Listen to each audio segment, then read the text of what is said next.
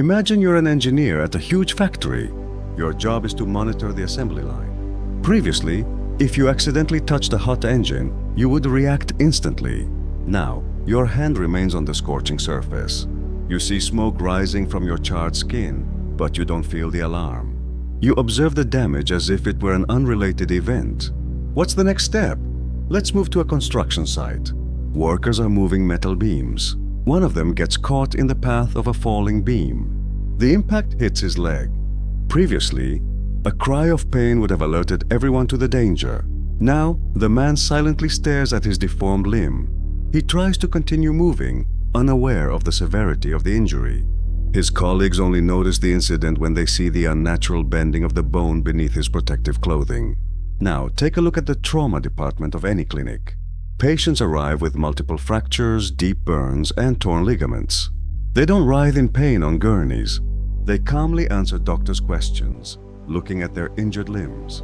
Some try to stand on broken legs, not realizing the impossibility of doing so. Incidents of lost fingers and limbs have become more common in manufacturing. People don't pull their hands away from presses and saws in time. Emergency stop systems don't always work in time. Workshops are being equipped with additional video cameras, but this isn't enough. Technologists are looking for solutions to replace the lost pain threshold. What happens when society loses its built-in hazard warning system? The number of industrial injuries increases exponentially. People continue to work with serious injuries, worsening their conditions. Medical facilities are switching to emergency mode. Engineers are developing new protective mechanisms and backup systems. But can technology completely replace the ancient instinct for self-preservation? Imagine your body no longer sends out alarms. How do you know when you've been injured? Scientists in labs around the world have tackled this question. The result of their work is complex monitoring systems. Imagine a device on your wrist that monitors skin temperature. It vibrates when you bring your hand close to an open flame. This replaces the missing burning sensation. Now consider a suit equipped with a grid of pressure sensors. If you apply too much pressure to a joint, an audible signal sounds. It warns of the risk of tissue damage, which would previously be accompanied by pain. Built-in sensors analyze the integrity of the skin. If a cut or tear is detected, a light illuminates, indicating the location of the damage. Take a look at a new construction hard hat. It's equipped with a gyroscope and accelerometer. In the event of a fall from a height or a sharp impact, the system calculates the G-force and potential injury. The data is instantly transmitted to the medical attendant. This replaces the pain shock that previously signaled a critical condition. Imagine a car that won't start if the driver is injured. Specialized seats scan a person's posture. Any abnormal position indicating a fracture or dislocation disables the ignition. The system calls an ambulance based not on cries of pain, but on an algorithmic analysis of biomechanics. And what about everyday life? A regular toothbrush is now equipped with microscopic cameras. They detect bleeding gums and enamel wear, problems that were previously detected through toothache. Toilets conduct rapid urine testing for inflammation, which is no longer accompanied by pain or discomfort. How does society adapt to life without an internal guard? It surrounds itself with technological substitutes. People wear wearable electronics, their homes are saturated with scanners, and workplaces are turning into networks of sensors. This is becoming the new norm, constant external monitoring in place of the lost internal sense. The question remains, can this artificial shell ever completely replace the body's primitive but reliable cry for help? Imagine you're cooking dinner. Your hand is resting on a hot frying pan. You don't feel any burning sensation. You notice it only by the smell of burning meat and the sizzling sound. How long will it take you to realize what's happening without a pain signal? Now look at your hand. The burn has reached deep layers of tissue, but you continue to act. Let's move to the bathroom. A person slips and falls. There's a dull thud of their head hitting the ceramic edge. Previously, the sharp pain would have paralyzed them. Now they get up and continue their activities. Only after a few hours does dizziness set in. The head injury went unnoticed without a pain signal. Look at a playground. A child falls off a swing. There's a crunching sound. The arm is bent unnaturally at the elbow. The child looks at their limb with curiosity, not pain. They try to get up and continue playing. Parents notice the fracture only by the change in the contour of the arm under their clothing. Now imagine your workday at the office. You're sitting at your computer. Your back is in an awkward position. Previously, muscle pain would have forced you to shift position. Now you remain motionless for hours. In the evening, a visual examination reveals swelling and bruising on your back. Chronic spinal injury progresses without warning. A simple walk in the woods now resembles a sapper's trek. You might step on a sharp branch and walk hundreds of meters before noticing a trail of blood. Plant thorns dig into your skin, remaining unnoticed until inflammation is visually detected. Contact with poison ivy is only discovered when a rash appears, after the poison has already penetrated deep into the body. Household chores become a constant threat. Reading a book can result in a paper cut, only to be noticed when blood appears on the pages. Peeling vegetables causes numerous microtraumas to your fingers. Even sleep is becoming dangerous. Poor neck posture causes morning stiffness, now recognized only by limited mobility. How is society coping with this epidemic of silent trauma? People are learning to conduct regular visual self-checks. Mirror systems for back examinations are being installed in bathrooms. Workplaces are being equipped with posture scanners. But can constant external surveillance replace instant internal alarms?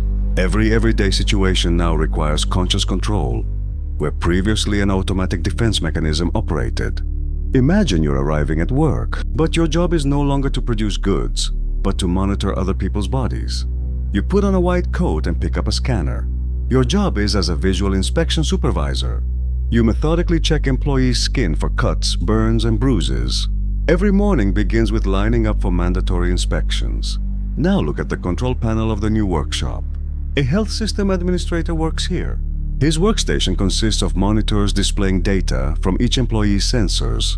He monitors graphs of skin temperature, joint pressure, and tissue integrity indicators. When the system signals a violation, he stops the conveyor belt and sends the employee for a medical examination. Let's move on to the sports complex. A new position has been created: biomechanical observer. This specialist monitors the athlete's movements through a motion capture camera system. Any deviation from the normal trajectory of movement, any unnatural bending of a joint, triggers a warning signal. The observer immediately stops the workout. Look at a next-generation construction site. A remote monitoring operator works there. Using drones and thermal imaging cameras, he scans workers for overheating, hypothermia, and mechanical damage. His job is to detect problems before a human can even notice them visually. Imagine a regular school. Instead of a physical education teacher, a cybernetic trainer leads classes. It's equipped with a set of sensors that measure the strain on children's joints and muscles. The computer analyzes the data in real time and adjusts exercises, preventing microtraumas and strains that would previously have been detected through pain. Now take a look at the programmer's office. An ergonomic controller works there. His tools are computer vision cameras and pressure sensors in chairs. He tracks employees' body positions, the duration of static poses, and the angles of their limbs. If a risky pose is detected, an audible warning sounds. How has the labor market changed in a world without pain? Dozens of new professions have emerged that involve constant monitoring of the human body. People learn to trust external systems more than their own senses. A paradoxical situation arose. The more sophisticated surveillance technologies became, the more vulnerable people felt. The disappearance of one ancient instinct gave rise to an entire replacement industry. Imagine watching a marathon. Runners cover the final kilometers. Their movements become mechanical, their faces remain calm. Previously, muscle pain would have signaled the end of their capabilities.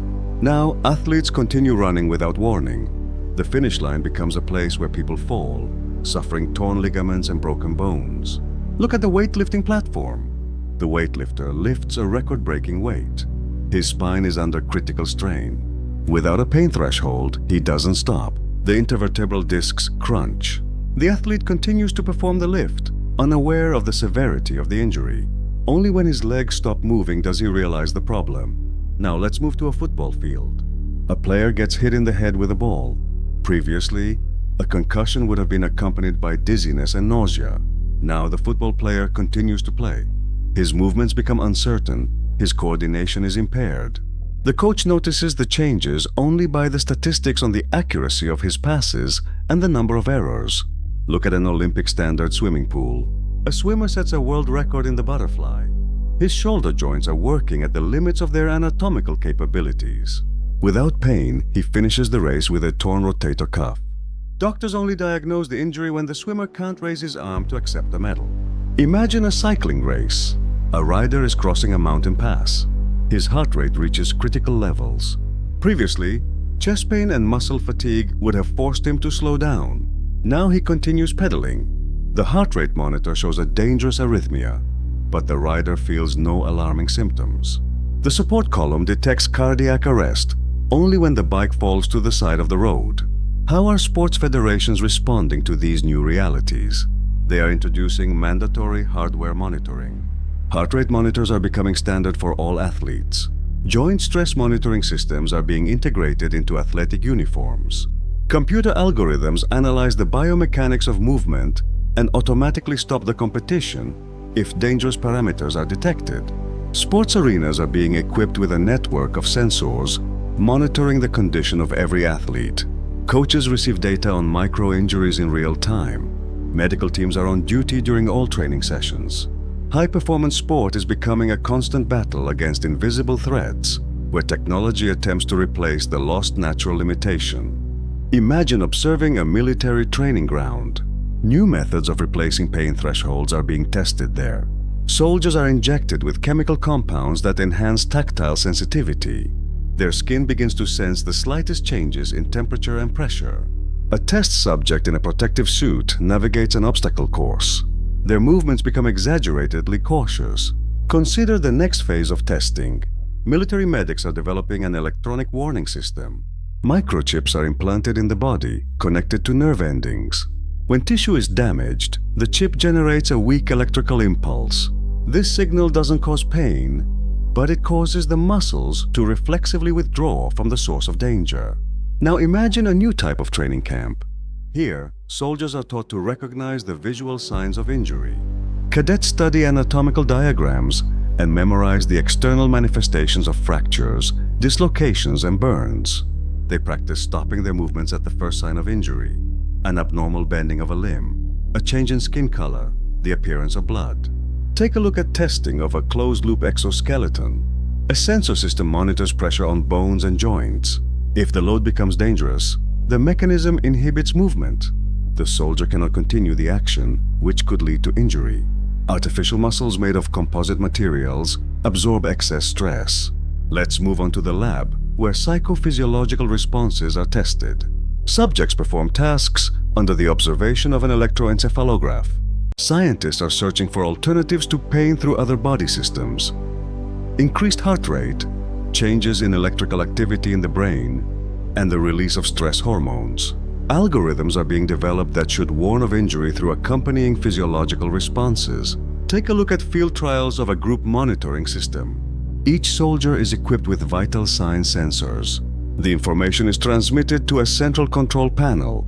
The operator sees the status of the entire unit in real time. If someone is injured, the system automatically administers painkillers and hemostatic medications through implanted catheters. Military doctors are developing instant diagnostic protocols. Portable scanners can detect internal bleeding and hidden fractures in seconds. Wounded soldiers are taught to conduct their own diagnostics and apply splints to insensitive limbs. Combat training now includes courses in self-monitoring and visual injury assessment. The army is learning to fight without its most ancient and reliable guardian, the sense of pain. Imagine meeting an old friend. Before shaking hands, you both put on thin examination gloves. Sensors check the integrity of the skin and the strength of the grip. The handshake occurs only after a beep confirming safe contact. This is the new etiquette in a world without pain. Look at a playground. Parents keep their children in special strollers equipped with scanners. Devices constantly monitor body temperature, track microtraumas, and changes in movement patterns. Hugs between parents and children are preceded by a visual inspection of the skin through protective helmets. Now walk into a regular store. All customers wear protective suits made of transparent material. Fitting rooms are equipped with medical scanners. Before putting on clothes, people check their bodies for any undetected injuries. Salespeople have been trained in visually diagnosing injuries. Imagine public transportation. Every seat is equipped with pressure sensors and thermal imaging cameras. If bleeding or a fracture is detected in a passenger, the system automatically contacts medical services. People avoid accidental touching and prefer to maintain social distancing. Take a look at a modern restaurant. Diners wear individual devices for food analysis. Special sensors check the temperature of their food, warning of possible burns. Glasses have built-in systems for detecting chapped lips. Waiters are trained in first aid for unnoticed injuries. Visit any office. Workstations are separated by transparent partitions. Colleagues communicate via communication systems, minimizing physical contact. Hourly medical checks have become standard procedure. Corporate events are held in protective suits with health monitoring systems. Take a look at the education system. School children wear uniforms with built-in sensors. Teachers check the readings before classes begin. Contact games during recess have been replaced by virtual simulators. Even the simple exchange of notebooks requires prior disinfection and checking for minor injuries. Social interactions have become a highly regulated process. People have learned to trust technology more than their own senses. Society has become divided between those who strictly adhere to new safety rules and those who take risks, relying on visual self-control. The disappearance of one sense has changed the very nature of human communication, turning every interaction into a potential source of hidden danger. Imagine waking up in a world where every morning begins with calibrating your health monitoring system. You check the readings from the sensors on your wrist, cross-checking the data with the central processor. Your day is structured around the signals from your electronic gatekeeper. This has become the new norm, a familiar ritual for millions of people. Look at life expectancy statistics. The figures show a steady decline of 12 to 15% compared to the period before pain disappeared. The reasons are chronic injuries, undetected inflammation, and late diagnosis of diseases. Medical systems are overwhelmed by cases of advanced injuries. Now analyze social stratification. Society is divided into two camps. The first, where expensive continuous monitoring systems undergo regular full-body scans and live in smart homes with automatic diagnostics. The second rely on visual self-monitoring and cheap disposable sensors. The gap in quality of life and health expectancy between these groups continues to grow. Look at urban infrastructure. Sidewalks are covered with soft shock-absorbing material. All building corners have protective pads. Public spaces are equipped with scanners for emergency diagnostics. Pharmacies have been transformed into express testing centers where anyone can check for bone integrity and internal bleeding. Please note the changes in legislation. New provisions have been introduced, regulating liability for the late detection of injuries. Employers are required to provide employees with monitoring systems. Parents are responsible for regular screening of their children. Insurance companies have developed special rates for different levels of medical monitoring. The production of consumer goods has adapted to the new reality. Clothing is made from special materials that change color upon contact with blood or when the fabric is damaged. Shoes contain pressure sensors that warn of improper foot pressure. Even furniture is manufactured with visual body monitoring in mind. Humanity has learned to function in these new conditions. A new set of instincts has emerged. A constant visual check of oneself and others, a wary attitude toward physical contact, and a trust in technology over one's own senses. The disappearance of pain did not destroy civilization, but it created a world where safety requires constant conscious effort and technological mediation. Every day, people prove they can adapt to the most fundamental changes in their biological nature. Imagine waking up in the morning and not feeling the usual stiffness in your back. You get up, walk into the kitchen, and accidentally touch a hot stove burner with your hand. You see your skin redden and blister, but your fingers don't send any alarm signals to your brain. You simply observe this process as if from the outside. What happened? Where has our body's main guardian, pain, gone? Now let's take a look at the operating room. The surgeon is performing a complex procedure. The patient is conscious, watching the monitors as the scalpel cuts through the tissue. His breathing is even, his pulse is stable. He doesn't wince, doesn't cry out, and feels nothing. The anesthesiologist only monitors the depth of sleep, but doesn't block pain impulses, because they are gone. Our bodies have become fragile vessels, deprived of a built-in warning system for danger. You're walking down the street. Descending the stairs, you trip and injure your foot. Previously, a sharp signal would have caused you to instinctively shift your weight, cushioning your fall. Now all you hear is a dull crunch. You see your foot shift into an unnatural position, but you feel no sign of a fracture. You continue moving, putting pressure on the injured limb, aggravating the injury with every step. On a production line, a worker stands at a conveyor belt. His arm is caught under a press. Bones tremble, tissues deform. Previously, his body would have reacted instantly. Now, he notices what's happening only by the change in the shape of his limb and the sound of the mechanism. The safety system stops the line only after sensors detect the impact of a foreign object. What remains for a person in a world without pain? Only their sight, hearing, and cold calculation. We can no longer trust the instincts that have protected us from injury for centuries. We are forced to constantly view ourselves as a complex mechanism requiring visual control. Every movement, every action now requires conscious analysis for potential harm. Our bodies have become both stronger and more vulnerable. We don't pull our hands away from fire, but we don't suffer from the burn either. We continue to act, bearing with us invisible but very real damage.